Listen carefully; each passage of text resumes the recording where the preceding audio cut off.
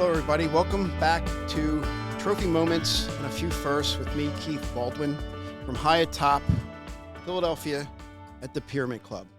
And I've got an honored guest here today, and you probably know him from his sports background, but he's so much more.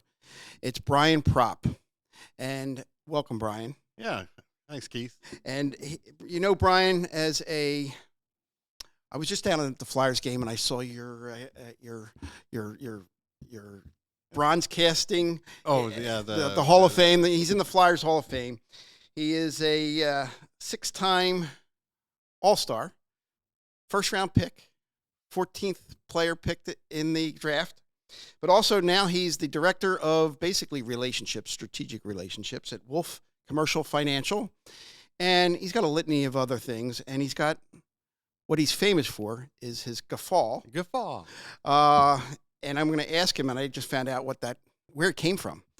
That's what he's known for. When you used to score a goal, that was your signature move. But now he's got a signature line of cigars called Guffaw Cigars. Yeah. So welcome, Brian.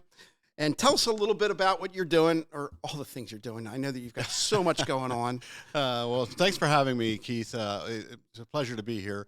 And I've been working with Wolf Commercial Real Estate in Marlton over 9 years again with Jason been Wolf. 9 years? And so I do like some consulting with them, and then we do together some commercial work, and so that's been really good. And you know, in that time, we've done 4 charity celebrity hockey games, and so next year, we're thinking about doing that again. But I do other charity hockey games too. But Jason is a good friend of mine, and I love what he does, and he's built a nice group of people that we're working with, and so that's 9 years goes pretty fast, and also I have my own. I can't believe it's been 9 years. Yeah, and so I also have my Guffaw cigar brand from the Dominican Republic. How long have you been doing that? So about 6 years ago, I went with Ken Dunnick, a former Eagle, and my son Jackson. He was a guest on this show. Yeah, and so we went checked up a couple factories with the Dominican Republic at Santiago, and then we visited a couple of factories, and we played around the golf. We had some good restaurants there. There was a group of guys that were there, and so it was nice because I wasn't sure I wanted to think about making my own brand. So I did that after. Did somebody after pitch you, or did you come up with the idea after the trip? That's what I had it in my mind for a lot of years, because when I was when I played golf for the Flyers, I liked a good cigar, and being from Canada, you get some good Cuban cigars, and then but the Dominican Republic it has good cigars now too. So I decided to make my own brand, and so I did it with a company called Vivente Cigars in the Dominican Republic. But the way I did it is that I did a deal with them so that I don't have to worry about it being a manufacturer of tobacco, but just use their likeness, and I did my Guffaw brand. So my brand is there. They put the blend together.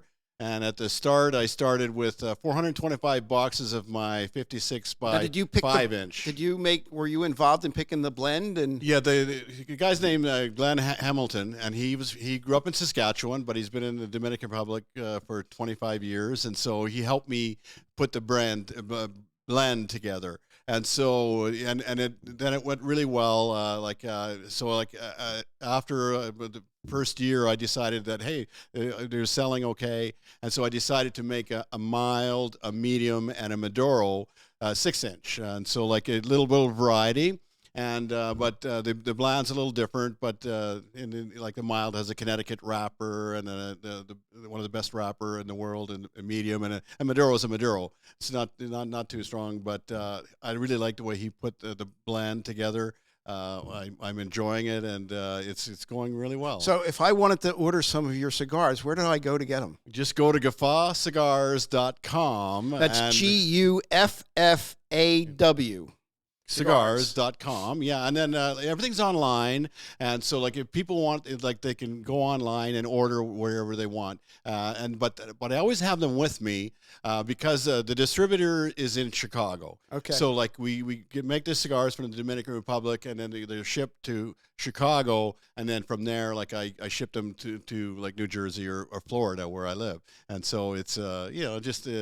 But I always have them with me, and but they're affordable. They're about like 10 a cigar, but they're a good smoke and whole leaf and really good. I had one at your golf outing, and I agree, it was very good. Yes. So I have to ask you about the name.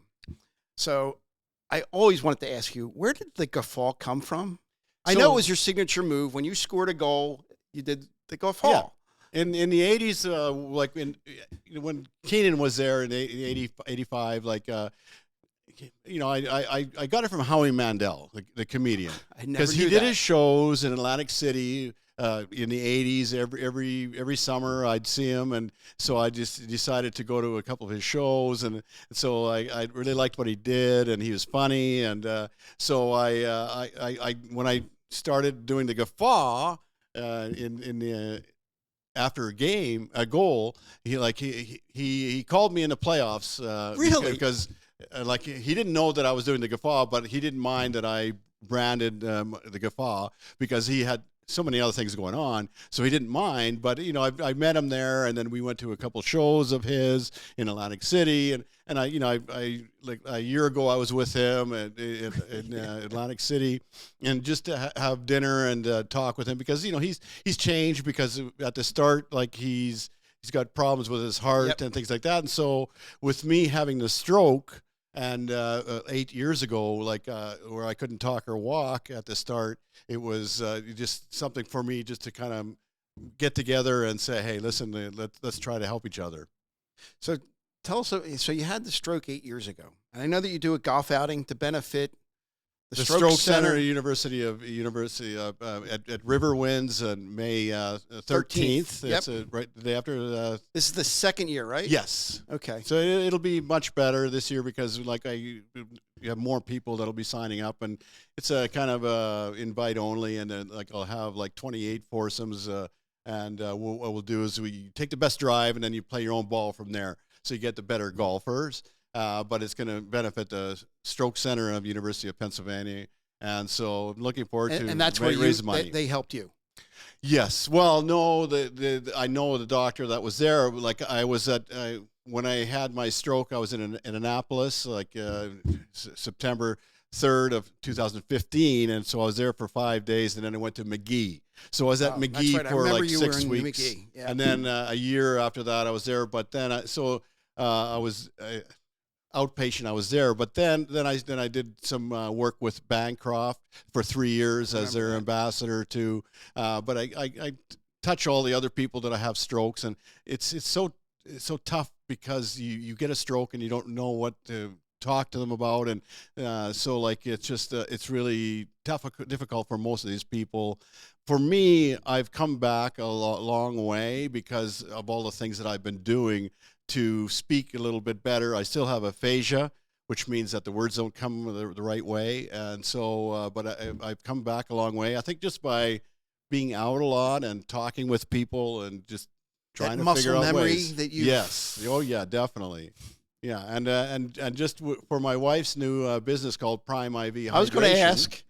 So like he's wearing it, by the way. So it's an IV that you get, like it's been started 5 years ago in Colorado, but there's 100 franchises right now, but there's going to be another 150 in a year. It's the fastest growing franchise in the U.S. and so. It's really safe. You have registered nurses, and there's a treatment that you can do. It's expensive, but it's called NAD. It really replaces the cells that you needed when you get older. And I did it for 4 days in a row of 4-hour drips. It kind of detoxes your whole body, and I noticed that like after doing that, like on my hand, I couldn't bend my fingers. and I have more room on this, and I'm speaking much clearer. So now I'm going to just probably do it every 3 months for one day and maintain it. Yeah, when I ran into you at the Philadelphia Sports Hall of Fame, your wife was just about to open, and she was telling me about Prime, and it's located where? It's in Marlton, Route 73 North in Marlton, like where the Whole Foods is right there. Whole Foods. Yeah. So, and it's been open about 3 months. 3 months, and so like it's an education for people that are going to be there, because they're not sure what they're going to. How it works, and most of the people are there to think it's just going to be like for the hangover, but you can use that, or there's so many other things that you can do that make it much better. I'm the chief caregiver of my 88-year-old mother. Yes, and she has urinary tract infections. Yes, she gets, and a lot of times what happens, we end up in the hospital, and they're giving her IVs. Yes, so I can come there. Yes, to get a drip. Yeah, so to help her with. When you book, they'll get a test, a text, and then there's a questionnaire for you that you can fill out. But then you have to visit the nurse before you do anything, because they have to make sure that everything is okay with you. And so it just you have to stop and visit, and then you never know how it can work, or sometimes it doesn't work. Well, every time I talk to you, you're doing something different. You're involved in something else, and you brought in a bunch of things that you told me about, and some of it's on your website that I looked at before you came here. I know you have got the golf outing we mentioned. Yes. You've got some hockey things going on? Yeah, I'm going to run a celebrity hockey event for Headstrong Cancer April 6th at Iceworks in PA. And so I have 6 former alumni. We'll split up the 2 teams, and will you be skating? Oh yeah, definitely. We have 4 goalies and 2 teams. So it'll be like 3 lines each. And 6:30. So how often do you skate now? Do you get out? Well, now since I'm in Florida, not as much, but I'm going to be this Thursday. I'm going to skate, or Friday. I'm going to skate the Flyers alumni against Boston alumni. So I'm going to skate in that game, and then and Fedek, he was one of the crazy 8s or something like that, but he just got hurt. Yeah. So I'm going to fill up. I'm going to play with Lindros and Recki. Really? So you get to see these guys a lot. It's amazing in Philadelphia, the hockey community, how many stay here and how tight the community is. It just amazes me. Yeah, our alumni does a really good job. Brad Marsh does a really job of running the alumni. We've got a lot of things going on, like this weekend. It's going to be the 50 years of winning a Stanley Cup, and so all of the Stanley Cup guys will be there. We'll have a night the night before, and then we have the alumni game against Boston, and then Mike Recki is going to get inducted into the Philly Hall of Fame on Saturday, and so a lot of those guys will be there. That's too. Right, he couldn't come to the event. So yeah, but it'll be a nice time, and then we have a golf tournament that we do every June with the Flyers alumni. We've got walks and runs, and you name it. Yeah. We give a lot back to the people that have charities, and I know that for my from the Stroke Center, University of Pennsylvania, they just gave us $3,000 for to help with this. The charity of that I've run, and so it starts adding up. So when I saw you at the Philadelphia Sports Hall of Fame and Joe Watson was being inducted, yes, there was more players, more Flyer players there, and there was every sports team had somebody being inducted. The Phillies, the Eagles, the Sixers, the Flyers had the most. It was very noticeable. You had a couple tables, of all the old players that came to support their old teammate. Yeah, so that's so nice. Great. It's nice because when I was young and I grew up in Saskatchewan, Canada, with about 300 people in the town, and so what are you going to do? Is have her skate and go to school and try to move up. And so I was there 11 years and then 5 years with other teams, and so I knew that I was going to be living in Philadelphia or New Jersey at any time. But because what am I going to do in Saskatchewan? There's nothing to do. But do you go back? I go fishing every July with my family. I have two brothers and two sisters. Still living there? Yeah, we're all 13 months apart, so we had our own hockey team together. Really? And we go to Jan Lake, which is way up north near Flin Flon, and so it's just we go every for a week, like good fishing. Heaven on earth. Oh, it's so nice, and it's something I look forward to. But a couple of years, we had the COVID, so we couldn't go back out there. But every year, like our family comes together, and my brothers and sisters, they've got tons of nieces and nurses, and so it makes it fun. It's great going home. So I'm going to shift gears to the theme of the show, which is trophy moment. So I think I know this one because I asked you years ago. Yes. What's the trophy moment of your life? So for me, it was in 1987 when we won the Canada Cup with Gretzky and Lemieux on the same line. So hold on, time. You just say it like it's offhand. I mean, the greatest players in the history of the sport.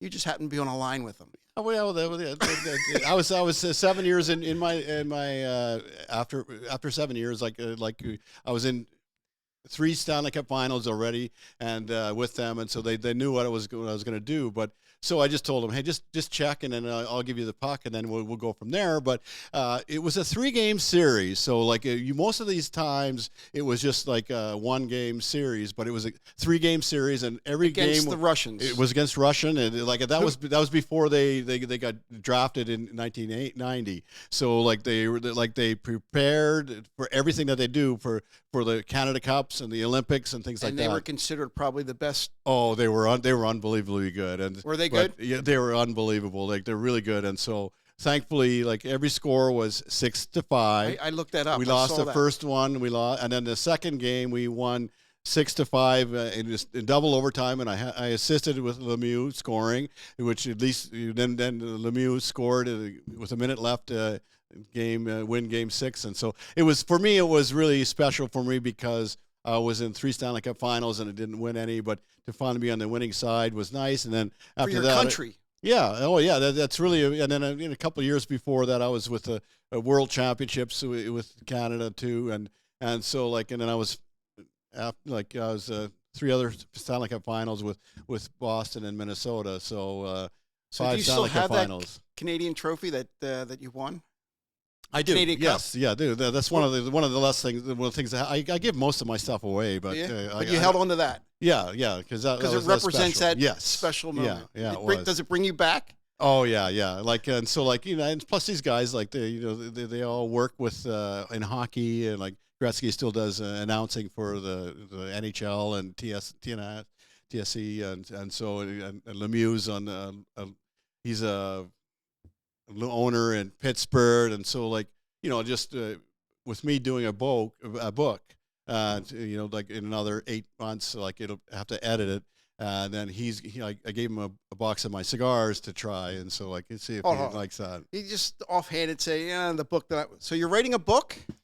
Tell us about the book. Yeah, so I'm writing a book with Wayne Fish from the media, and so we did all the recordings, and that was took a year to do that. So now we're in a phase of editing. So it takes 8 or 9 months to edit everything. So I'm probably hoping that maybe October, September, it'll get released so that we can get it for our holiday gift. Yes, that's right. So tell us what the book's name or working name is, because sometimes it changes when you're going through the editing. It's Angel on My Wing. Angel on My Wing. Because my dad was a Lutheran minister, and so faith was big in my life, and then growing up in Saskatchewan, where you start for nothing, and then my career hockey, and then of course my stroke, and then how I've recovered from that. So it all ties together for me, that my faith being number one, and coming from the where you came from. Yes, the faith and the recovery from probably the biggest challenge of your life, the stroke. Oh yeah, I can't believe that I didn't die, but thankfully my family was there to call 911 right away. Otherwise, I'm not there because my stroke went into my heart, into my brain in 3 different places, and so and I couldn't talk or walk for at least 6 months, and took a long time for my speech to get much better. But I'm just happy to be alive every day. Did they find you, or what was the circumstances? Were you at home? We were in Annapolis, Maryland. My son Jackson was thinking about going to school at the Navy, and so the first day I was feeling okay, but that's the second day you were down there. We rented a house, recruiting visit or something. Yeah, just checking out the schools, and then so that night, in the middle of night, like I had a really bad headache, and I just fell out of bed, and I couldn't talk or walk, and so thankfully they called and. So if they didn't react quickly, you may not be here. Oh yeah, that's for sure. Yeah, it's how quick were you in the hospital? Within a half an hour. Yeah. So, but it was just the way it worked, and so like I think my faith has a lot to do with that. Never giving up, and coming back. The challenges that everybody has, but I think as an athlete, you kind of. Try to get a little bit better, and you find out ways if you want to get better. And the reason that I had the stroke was because I had an ablation of the heart, which is I had that like 7 years before. So you had AFib. I had AFib, but a surgery called ablation of the heart. I've had it. You have, yes. So you know that. I know exactly after what it time. Is. Yep. Your medication doesn't work anymore, and so that's what happened to me because I was in good shape because I still skated and things like that, and so I didn't notice it. Yeah, they tell me that's one of the side effects that you got to look out for strokes. Yes, and so now I have a Watchman put in, and so that to help with strokes and other things that I have like that I can do to try to get better, and there's a lot of things that I've been doing that can make a difference, and so you've been writing the book for a year. Yes, I did all the recordings with Wayne Fish, and so we're just editing it right now. And so like again, how many times have you read it so far, going back and forth in the editing process? That was the thing that got me. Yeah, probably once or twice. It's kind of an easy read, but it's lots of information in that. Did you? Every time you read it, is it something you want to change, or did you tweak it, or no, you're letting it go and it's well done and you're good? And you're happy with it? Wayne did a good job with me, and so like I already kind of did as well as I did. I'll read it over a little bit more and more, but I'm happy with the results. I mean, there's so much that you could put in a boat, and so like it's like Chris Terrian's book. He's like 28 chapters, and then mine will be pretty much the same. So it should be, but for these people that have strokes, it's good information for them to and it's figure out inspirational. ways. Yes, yeah. So I can't wait. I can't wait till it comes out. I want to be the first one to buy it. I want you to sign it for me. Sure, yeah. So talking about first, like that smooth transition. The second part of what I ask during this podcast is, what's a first you've always wanted to do? Something that you've never done in your life. You've done so much. Is there something special that you haven't done yet that geez, I always wanted to do that I haven't gotten to it yet? Yeah, so for me it was to win the Stanley Cup. I was there five finals, and then came close a lot, and so. But I really enjoyed playing with the players that I played with, and had good players and good coaches about me, and so like I just you don't think about it until it's over, and yeah. so like I always was. If I could have won the Stanley Cup, like the Game 6 and overtime game in the first game in 1980, could have made a difference. Then we could have came back in Game 7, but you don't know. I mean, you just do whatever you have to. As long as I always tell people, as long as you're happy with your life, you don't have to worry about what other people are thinking. Yep. You're happy yourself, and your faith takes you a long way. That's what I always tell my dad. My dad told me at the start, like when you're with your faith and when you're happy with your life, it all falls in place. So because all these people always looking for the right things, but they're not happy with their life. Yep. And you have to learn be happy with your life before you move on to thinking about other people. And it's not all about money. No, no, I don't make much money. I don't make that much money at all. I just to pay my bills. That's about all I need. People ask me all the time, "How you feeling?" I said, "Hey, every day above ground's a good day." Oh yeah, that's your not point. truth. Yeah. To your point. So I had a question. It just left me. Oh, about winning the Stanley Cup. That would be your first. You always wanted to do that, which you didn't. Would it count as an alumni if the current Flyers team got into the Stanley Cup and won? Could you participate in that feeling, or is Oh yeah, part of the course, alumni? definitely, and they're playing really well right now. And so, like, I know that it's unexpected, but Are you surprised? I was, but not really, because Dan Briere and Jones have done a really job of building the team together. They don't have stars, but they play really hard every time. They force all the time, and they outshoot other teams, and so it's exciting to watch. And they've got a couple of tough guys now, so it brings everything back, like Ed Snyder. It brings everything back to the Flyers' way of life and playing, and so that's exciting. And so, like, I've been to a couple of their games last weekend, and so they lost a couple, but they've been doing so well, and all it takes is to get into the playoffs, and you never know. I was my friend has season tickets, and I went this past weekend, and we were talking about it on the way down, and they're just young enough. They don't know that they should fail, and they just have the energy. They have the want to. And they have some skill for young kids, which I don't know if the Flyers have had that for a while, with the speed and the skill that some of those kids have. Oh yeah, and you know what? They got some decent goaltending too. Oh yeah, great goaltending. That's what you need. Yeah. Yeah. So I mean, I was surprised, but you know what? It's fun watching them. Oh yeah, it is. Yeah, because I watch all the time, because it used to be boring, but now it's more fun to watch. The last couple they years, force all the time, and so, like, and they're good players, and they're tough to play against. Yes. So I was down there, and my friend, he says, I think this is the biggest crowd in the last couple years. He says, as they have started to play well, you can see the building start to fill up again. Yeah, they've done a really good job. They've done a really good having job. Dan Hilferton running the team, like, he kind of runs the team, but lets the guy manage the hockey. And then, with John LeClaire being part of it, Patrick Shark being part of the game, and Briere and Gino Jones, they know hockey, but they know how to put the younger guys with faster players and defense, and how they have to move. So they've done a really good job. Yeah. Well, hopefully you get to see a Stanley Cup, and you're able to experience it with them. So, Brian, it's been a pleasure. Is there anything else that I didn't ask you that you wanted to cover? Yeah, and also, like, if they want, they could go to brianpropp.com website too, because my brother runs that, and so there's lots of good information on that.